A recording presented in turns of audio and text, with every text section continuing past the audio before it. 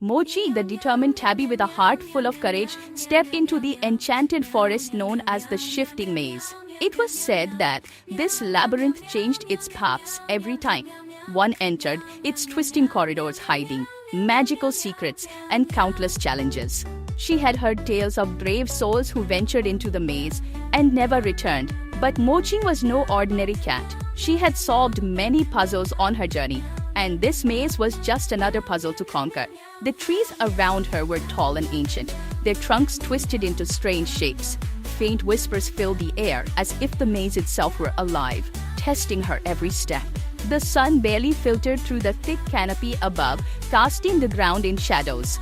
Mochi's paws itched to begin, but she knew the importance of patience in places like this. As she ventured deeper into the maze, the path before her shifted. A large stone wall appeared, blocking her way. At its base was a puzzle, a set of three glowing symbols etched into the stone. Each symbol pulsed with magical energy, but none of them seemed to be in their proper place.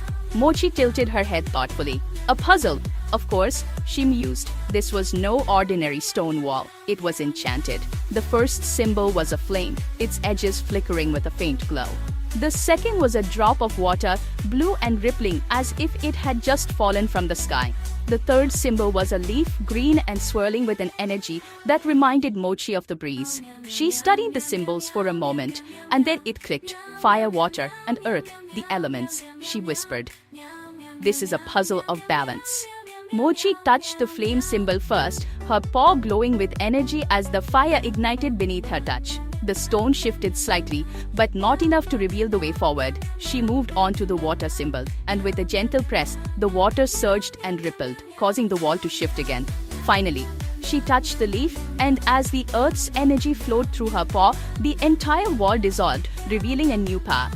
The maze seemed to shift again, and Mochi found herself at a fork in the path. To her left was a dark corridor, its air thick with fog. To the right was a narrow tunnel, lit with soft golden light.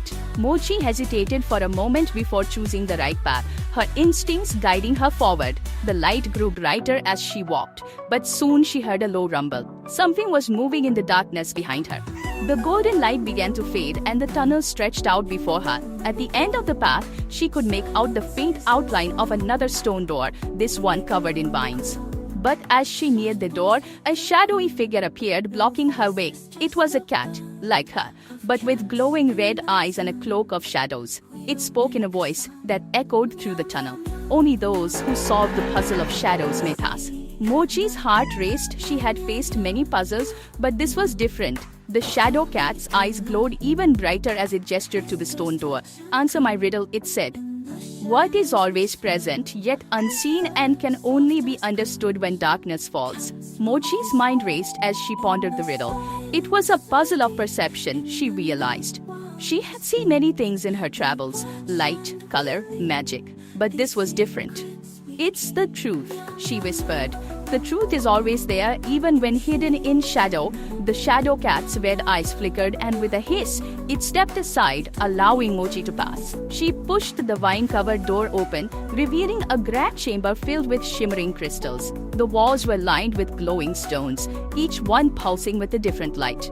In the center of the room stood a pedestal, upon which rested a small, glowing orb. Mochi approached it cautiously, her whiskers twitching. This orb was the key to the next phase of her journey. She could feel it in her bones. As she reached for the orb, a loud, cracking sound echoed through the room.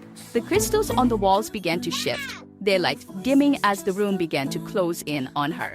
The floor started to rise, creating a series of platforms leading toward the pedestal. Each platform shimmered with